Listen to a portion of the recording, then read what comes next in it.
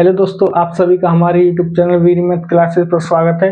आज हम आपके लिए साधारण ब्याज में एक नया टॉपिक लेकर के आए हैं, किस्त वाले सवाल। जो किस्त वाले सवाल है उसका कॉन्सेप्ट क्या होता है, उस कॉन्सेप्ट को समझते हैं और ये हमने सवाल लिखा है, इस सवाल को हम सॉल्व करते हैं। तो देखो, सबसे पहले ये जो किस्त वाले सवाल होते हैं उसमें सवाल किस तरीके के होते हैं, इस सवाल को पढ़ के वो चीज हम समझते हैं। उसमें सवाल दिया हुआ है 3 वर्ष बाद देय 1092 रुपए बराबर वार्षिक किस्तों में चुकाना है। यदि साधारण ब्याज की दर 12% वार्षिक हो तो प्रत्येक किस्त का मान बताओ। इसका राय कि हमने कोई पैसा लिया, हमने किसी से कोई पैसा लिया, उसको हम 12% वार्षिक ब्याज दर से 3 साल बाद हम वापस कर रहे हैं, तो हमको 1092 रुपए वापस करना पड़ रहा है। अब वो कह रहा है कि अगर हम इसको 3 बराबर किस्तों में दें तो हमको कितना पैसा उसको देना पड़ेगा। बस इसमें ये चीज समझनी है। तो हमें इसमें क्या करना है, 3 बराबर किस्त निकालनी है। अब 3 बराबर किस्त हमें दी तो है नहीं, तो हम सबसे पहले क्या करते हैं, 3 बराबर किस्त मानते हैं। जो 3 बराबर किस्त है वो कितने कितने रुपए की है। अब आप कोई इसमें एक्स मानेगा, कोई वाई मानेगा, कुछ मानेगा, तो हम क्या करते हैं, सवाल को सिंपल परसेंट वाले सवाल दिया हुआ है, देखो परसेंट वाला सवाल दिया हुआ है, तो परसेंट वाले सवाल में हम मैक्सिमम कोई वैल्यू मानते हैं तो 100 के रूप में मानते हैं। परसेंट वाले सवाल में कोई वैल्यू मानो तो ज्यादा से ज्यादा 100 की वैल्यू के रूप में मानो। तो हमने इसमें भी मानेंगे कि माना प्रत्येक किस्त हमारी 100 रुपए है। अब हम कॉन्सेप्ट समझते हैं, ठीक है। सवाल इधर रखा है, यहाँ कॉन्सेप्ट समझते हैं, इसको कैसे करते हैं, ठीक है। ठीक है, माना हमारी प्रत्येक किस्त कितनी है, 100 रुपए। माना हमारी प्रत्येक किस्त कितनी है, 100 रुपए, और हमें चुकाना कितना है, 3 किस्तों में।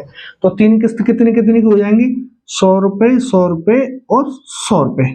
हमने 100 रुपए किस्त मान ली, 3 किस्त दे दी, तो हमने 3 किस्तों में टोटल हमने कितना दिया, 300 रुपए। हमने कितना दिया, 300 रुपए, ठीक है। अब वो कह रहा है, सवाल में जो कह रहा है, पहले उस चीज को निकाल लो।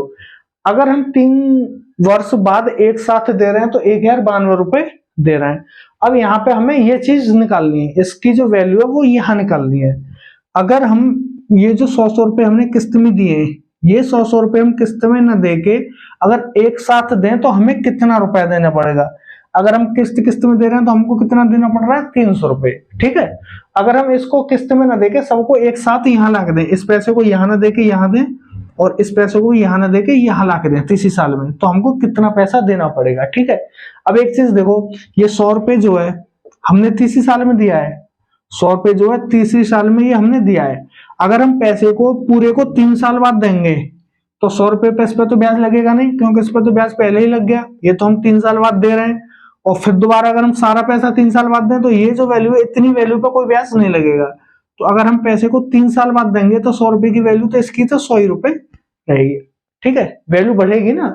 आप एक साथ पैसा दे रहे हो और 3 बार में दे रहे हो, तो 3 बार में दे रहे हो तो कम वैल्यू आएगी, और एक साथ दोगे तो वैल्यू ज्यादा आएगी, ठीक है। इसी तरीके से अब ये 100 रुपए, ठीक है, ये 100 रुपए हमने इस साल ना देके हम इस वाली साल में आके दें, तो देखो परसेंटेज कितनी हमारी, 12%। दर कितनी हमारी,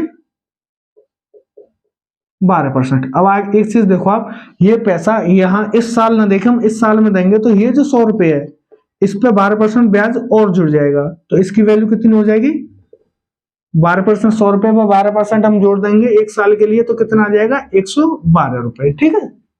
ये पैसा हम यहाँ ना देके यहाँ देंगे तो इसकी वैल्यू कितनी हो जाएगी, 112 रुपए। 12% ब्याज और जुड़ जाएगा इस पे। इसी तरीके से ये 100 रुपए देखो, ये 100 रुपए हम यहाँ ना देके हम यहाँ आके दें तो इस पे कितने साल का ब्याज और जुड़ जाएगा, 100 रुपए पे 2 साल का ब्याज और जुड़ जाएगा। ये जो 100 रुपए है हम पहली साल में लाके तीसरी साल में दें तो इस पर 2 साल का ब्याज और जुड़ जाएगा। तो 100 रुपए पे 12% से 2 साल का ब्याज कितना हो गया, 24 रुपए। 100 रुपए पे 12% की दर से 2 साल का ब्याज कितना हो गया, 24 रुपए। तो इसकी टोटल वैल्यू कितनी हो जाएगी, इसमें जोड़ देंगे हम 12 और इसमें जुड़ जाएगा 24, कितना हो गया ये, 124 रुपए, ठीक है। अब ये टोटल वैल्यू कर दो कितनी हो गई, 6 3 3। इसका मतलब है अगर हम किस्त में पैसा देंगे 3 बराबर किस्तों में तो हम देंगे 300 रुपए, और यही पैसा हम अगर किस्त में न देके एक साथ देंगे तो हमें कितना पैसा देना पड़ेगा, 336 रुपए, ठीक है। वही चीज में से सवाल में से या तो ये चीज देगा आपको, या ये चीज देगा सवाल को, या ये चीज देगा, या इनमें से कोई दे देगा। ठीक है, आपको या तो किस्त दे देगा, या ये वाली वैल्यू दे देगा, या ये वाली वैल्यू दे देगा, या इनमें से कोई, इन तीनों में से कोई भी वैल्यू आपको दे देगा। तो आपको फिर जो चीज पूछेगा वो चीज आपको निकाल देनी है। ठीक है, अब देखो हमारी वैल्यू कितनी दी हुई है सवाल में, 336 की वैल्यू कितनी दी हुई है, 1092 रुपए। ये जो 336 की वैल्यू सवाल के अनुसार कितनी है, देखो 3 वर्ष हमने 3 निकाला, 3 वर्ष का 3 किस्त का दर 12% निकाला, तो इसी सवाल को हमने यहाँ निकाल के आपको बताया कॉन्सेप्ट के आधार पर। 336 वैल्यू कितनी दी हुई है सवाल में, 1092 रुपए। देखो 1092 रुपए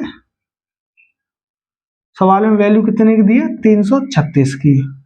और जो भी चीज निकलवा रहा है वो, अगर आपको इसकी वैल्यू निकलवा रहा है तो इसका मल्टीप्लाई कर दो, इनमें से किसी की वैल्यू निकलवा रहा है तो उसका मल्टीप्लाई कर दो, इसमें से वैल्यू निकलवा रहा है तो इसका मल्टीप्लाई कर दो। हमें किसकी वैल्यू निकालनी है, 100 रुपए की, प्रत्येक किस्त की वैल्यू निकालनी है, तो इसमें 100 का मल्टीप्लाई कर दो। देखो कितना आ जाएगा, ये आ जाएगा, देखो यहाँ पे 1092 गुणा 25, ये आ जाएगा 4 8 32 और 4 4 16। ठीक है, ये आ गया।